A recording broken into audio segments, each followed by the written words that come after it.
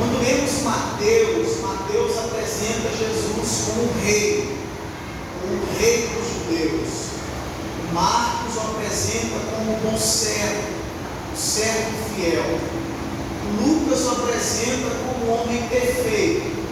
Só que o Evangelho de João é um evangelho singular, é um evangelho diferente, que apresenta Jesus como Deus. Quando nós lemos o capítulo 20, no versículo 30, o João diz: muitos dos sinais que Jesus operou na presença dos seus discípulos não foram escritos, porque em todos os livros do mundo não caberia.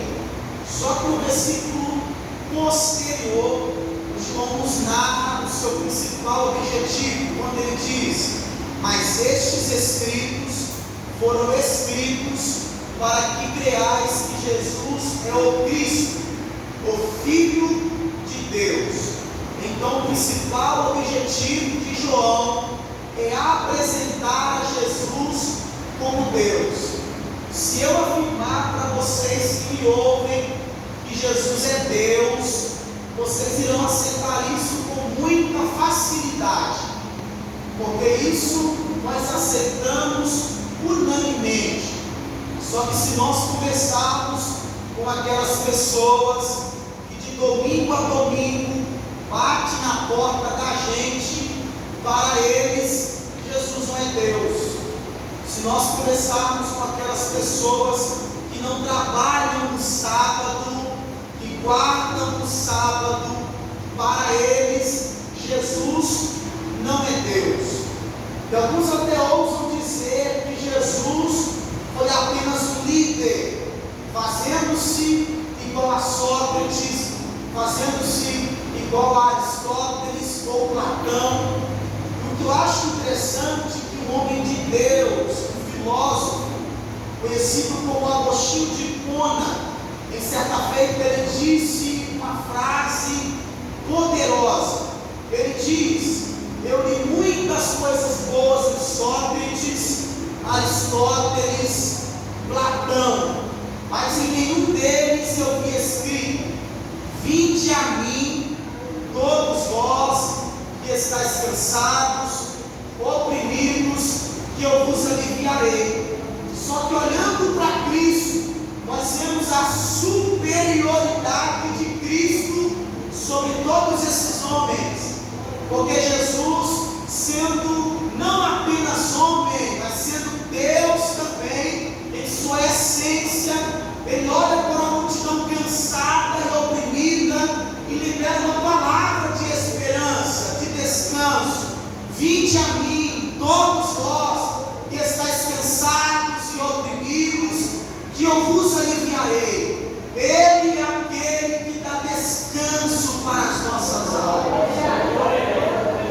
Jesus é muito mais do que um líder. Jesus é muito mais do que um homem. Jesus é Deus.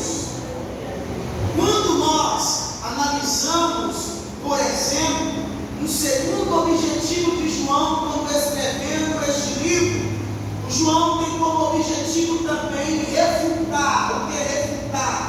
Combater uma heresia. O que é heresia? Falso ensinamento. Qual era esse falso ensinamento, essa heresia que estava sendo disseminada, estava sendo ensinada nos dias de João? Essa heresia é conhecida como gnosticismo ou docetismo, que vem de um termo grego que é doken, que no português significa parecer. O que é que eles ensinavam? O que é que o docetismo ensinava? Ensinava que a matéria é má, o corpo é mau. Sendo assim, eles iam contra a encarnação de Jesus, porque eles achavam aquilo um absurdo. Porque como pode alguém ser Deus e encarnar? Como pode alguém ser divino e se fazer homem, ter uma matéria? Por isso que doque vem de parecer. Eles diziam que Jesus não era homem, ele apenas parecia ser homem. Dizia que Jesus não tinha um corpo, parecia ter um corpo. Eles ensinavam que Jesus era uma espécie de fantasma, que não podia ser tocado, que andava na praia e não deixava rastros.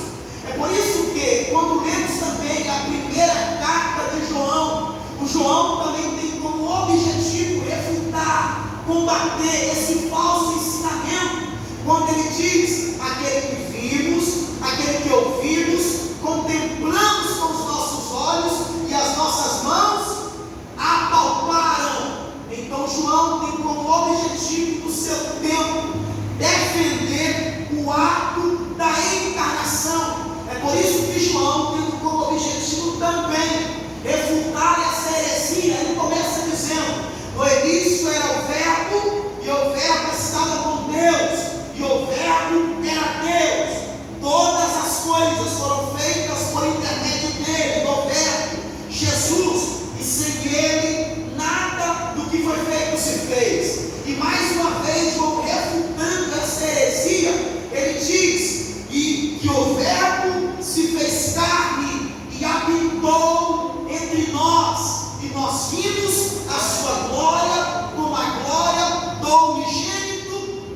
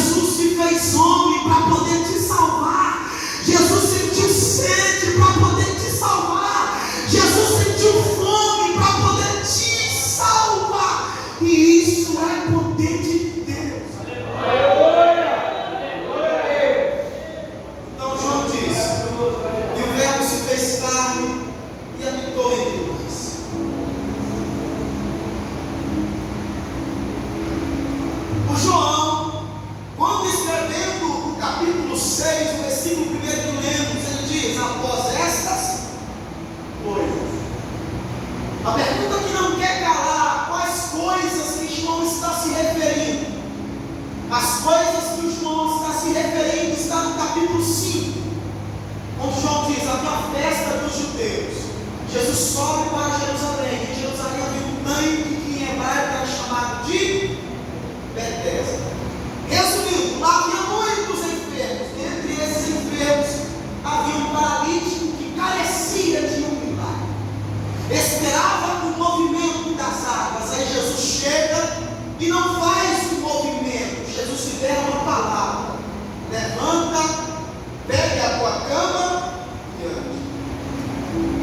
No capítulo 5, que é o que antecede o que lemos, eles desejavam matar a Jesus por dois motivos. O primeiro motivo pelo qual desejavam matar a Jesus é que Jesus, segundo eles, não guardava o sábado, violava a lei. Então esse foi o primeiro motivo pelo qual desejavam matar Jesus.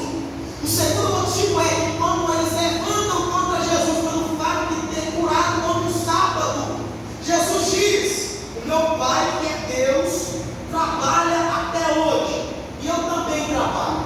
E aqui surgiu o segundo motivo pelo qual desejavam matar Jesus, porque, segundo eles, além de Jesus violar a lei, não guardar o sábado, ele dizia ser filho de Deus, fazendo-se igual a Deus. Imagina que eles pensaram: como pode o menino que a gente viu crescer dizer ser Deus? O filho de Maria, ou José o carpinteiro, dizer ser Deus? Que absurdo! Aí diz a Bíblia: desejavam matá-lo ainda mais.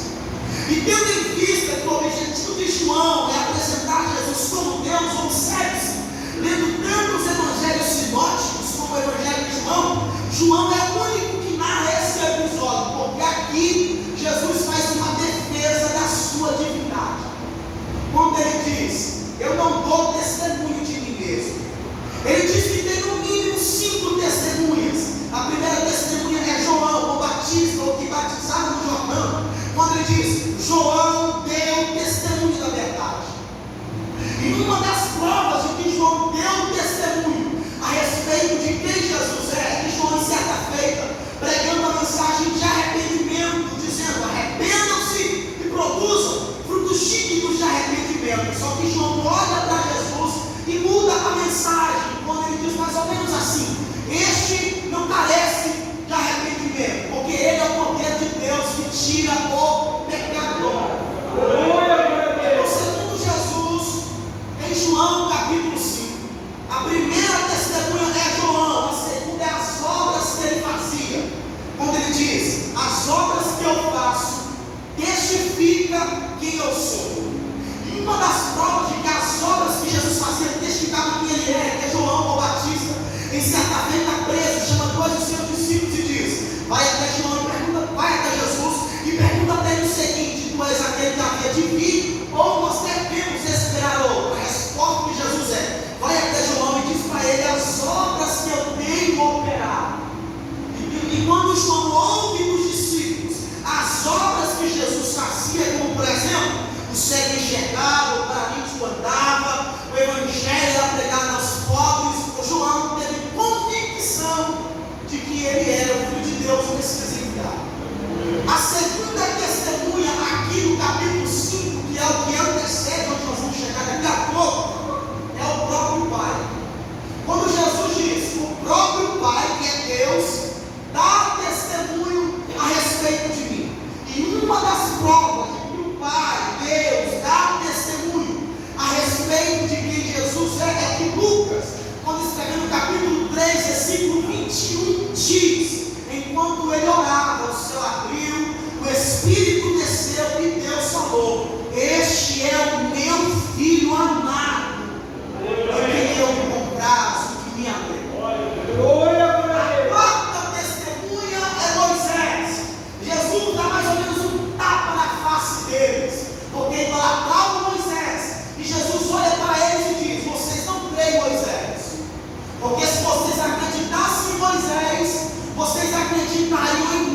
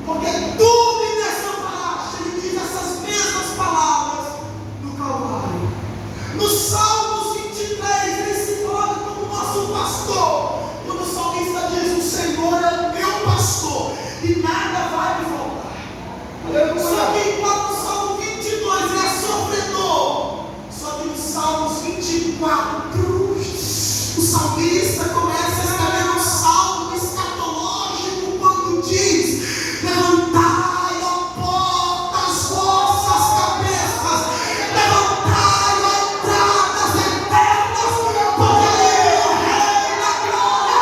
E a pergunta do céu é: quem é este Rei da glória? O Senhor forte e poderoso. Ele é o Rei da glória. No Salmo 22, ele está morrendo na cruz, mas no Salmo 24, ele ressuscitou e está entrando no trono da sua glória. Glória a Deus. Aí o Paulo, quando escrevendo Romanos 11:36, o Paulo resume esse negócio. Quando olhamos para as Escrituras, percebemos que Jesus é o assunto principal dela. Tirar Jesus das Escrituras é o mesmo que tirar os números da matemática. Não resta nada. Aí o Paulo, em Romanos 11:36, resume e conclui: porque dele, por meio dele e para ele são.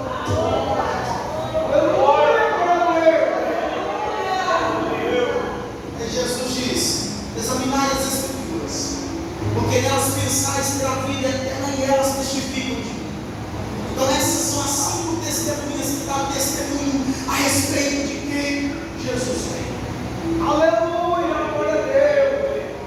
Aí no versículo 1, após essas coisas, foi após Jesus fazendo uma defesa da sua divindade, que Jesus parece para o outro lado do mar Galileia, que é o mar de Tiberíades. A Páscoa, festa dos judeus, estava próxima. Jesus levanta os seus olhos, percebe que está vindo até ele uma grande multidão, e aqui nós bem conhecemos, por ser alvo de muitas pregações, a multiplicação dos pães. Mas eu não quero falar de pães aqui hoje. A Bíblia diz que Jesus olha para Filipe e pergunta: Filipe, para onde nós compraremos pães para que eles possam comer? Filipe diz: Jesus tem 200 denários de pão seria suficiente para que essas pessoas possam comer. Porque diz as Escrituras que havia no mínimo 5.000 pessoas. Gente, aí aparece um menino que tem 5 pães e 2 peixinhos. Imagina comigo, gente. Se vocês pegassem 5 pães e 2 peixes lá na casa do mel, é como tudo sozinho. Tanto é que a pergunta que eu faço no momento é 5 pães e 2 peixes para tanta gente. Naquele tempo, irmão, nós iremos notar que Jesus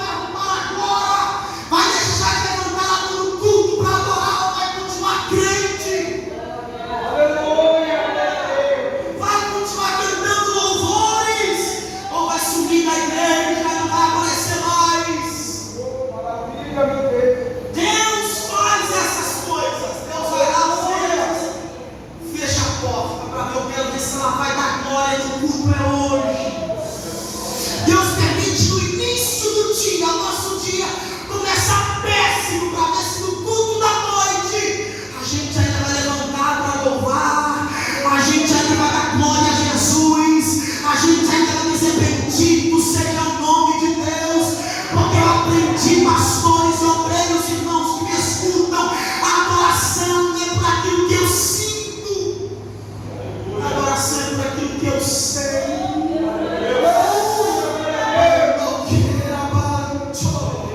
É por isso que o nosso irmão Jó, gente, quando perdeu tudo, imagina, 10 filhos galados no mesmo dia. O que Jó está sentindo? Me fala. O homem era rico, ficou pobre, tinha saúde, ficou doente, e ainda tinha mulheres falando no ouvido. Aí o Jó está sentindo a pior tristeza do mundo, irmão. Só que o Jó percebe que a adoração dele não é por aquilo que ele sentia, é por aquilo que ele sabia, quando ele diz: eu sei que o meu Redentor vive. Deixa eu te dar uma notícia nessa noite, crente. Levanta a mão mesmo na prova, dá glória a Jesus mesmo na prova, diga bendito seja o nome de Deus mesmo na prova. Por mais que a tua casa, a tua família ainda não está do jeito que você espera, dá glória a Jesus, dá glória a Deus, dá glória ao Espírito Santo.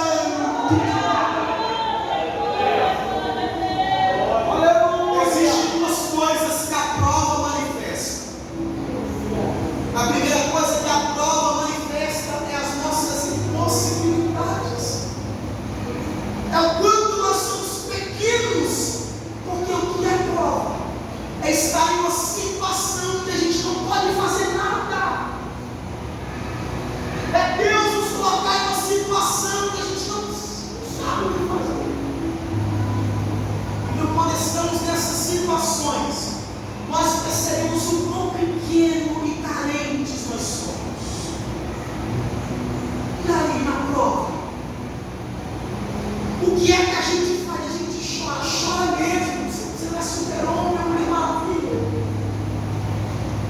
Só que a gente quer dar uma de super-homem, de super-mulher, não.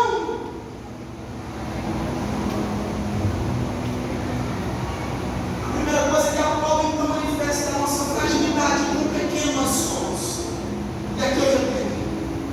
Só que ao mesmo tempo que a prova manifesta o quão pequeno nós somos, o quão impossibilitado nós somos, diz a Bíblia. Você entendeu o que é ficar na prova? Ficar na prova é Deus apresentar uma questão para ver qual é o nosso posicionamento. Em primeiro lugar, a prova manifesta a nossa impossibilidade, o quão pequeno nós somos. Só que a segunda coisa que a prova manifesta, talvez nem tempo chamar de coisa, mas a segunda coisa que a prova manifesta, a primeira manifesta um Jesus que coloca a gente na prova. Só que a segunda coisa que a prova manifesta é o Jesus que já sabe o que fazer. Aleluia! Quando nós lemos o versículo 6, está escrito para dizer isso, parou por a prova, porque ele bem sabia o que ia fazer. Eu aprendi com as Escrituras que o mesmo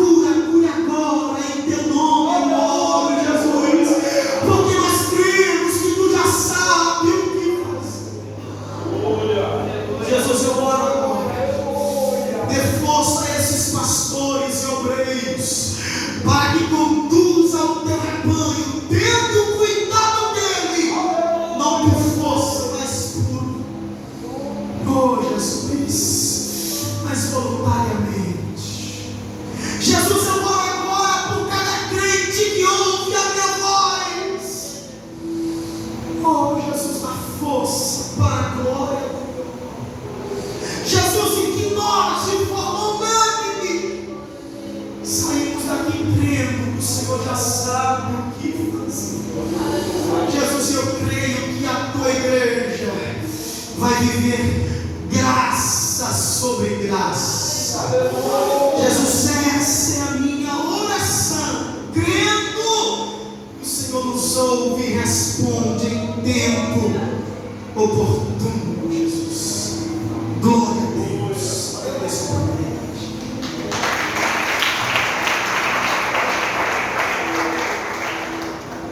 Diante da palavra, irmãos, quero saber se alguém que queira, se render aos pés do Senhor, sacrifício que fez ali na cruz. Se alguém que queira aceitar Jesus, faz a mão na mão, senão depois chega nossos pastores. Agora no final, os jovens vão estar aqui à frente, irmãos. O irmão falou. Deus tem promessa. Quem tem promessa de Deus? E Deus colocou no nosso coração de fazer uma ministração aqui no ato profético da igreja. Aquele que tem promessa de Deus na vida e crê que Deus dá, que Deus vai fazer. Pode vir à frente, nós vamos estar orando, vai estar passando louvor, medita no louvor. Nós não vamos louvar, nós vamos estar orando. Os irmãos meditar no louvor, fique à vontade, vir à frente, peça que eles coloquem de pé. Os pastores descer para estar orando com os irmãos lá embaixo. Quem crê que Deus pode fazer, pode cumprir a promessa dele na sua vida, vem à frente, entregue no altar do Senhor o seu coração, entregue no altar do Senhor a sua vida. Os pastores vão estar orando, vão estar ministrando sobre a vida de vocês, enquanto o louvor vai estar passando.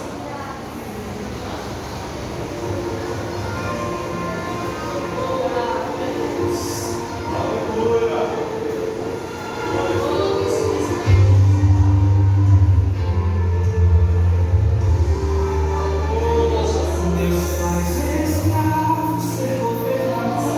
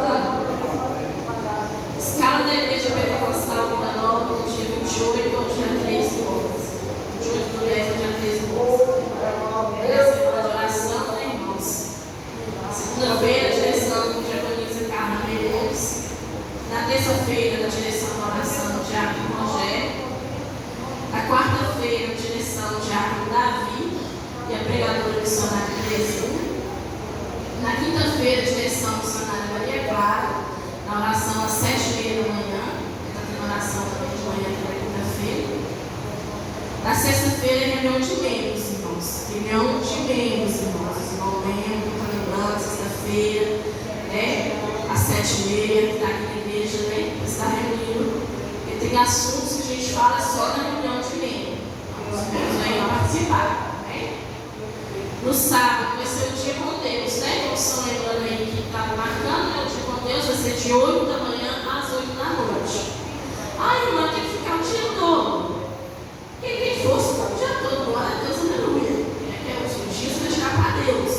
Né? Então, os irmãos que às vezes trabalham de manhã, vão vir de tarde, né? Quem puder vir de manhã, vem à tarde, não puder vir à tarde, vem de manhã. Mas a igreja vai estar aberta o dia inteiro, vai ter oração o dia inteiro, pregação o dia inteiro, louvor, vai ser o dia inteiro de louvor e adoração ao Senhor. Então, às vezes, você tem uma causa impossível aos olhos do homem. Prepara esse dia para dedicar ao Senhor, né? Que Deus venha te abençoar, não só para pedir, mas agradecer também, não é verdade? Quem está na direção desse dia com Deus é os varões, né? Deus venha abençoar os varões que teve essa ideia. No domingo vai ser a ceia do Senhor às 8 horas da manhã, na direção da pastora Mara. E à noite, o culto público, às 19 horas, o culto de primícias, irmãos. Os irmãos vêm dar abençoando as outras famílias também com as primícias. Na direção, o pastor Manuel e a pregadora, a pastora Claudelina. Lembrete bíblico: vigiai e orai, para que não entreis em tentação. Na verdade, o espírito está pronto, mas a carne é fraca. Mateus 26, capítulo 26, versículo 41. Diáconos da semana, Serginho, Rogério, Mandúcia e Gesiano. Irmãos, eu agradeço a oportunidade que o Senhor deu para a gente nessa noite. Peço aos irmãos que continuem orando para minha mãe, não sei se está em casa, mas eu estava muito orado. O problema que ela deu, a dificuldade é por causa da diabetes, é grave um pouco mais. Então, peço aos irmãos para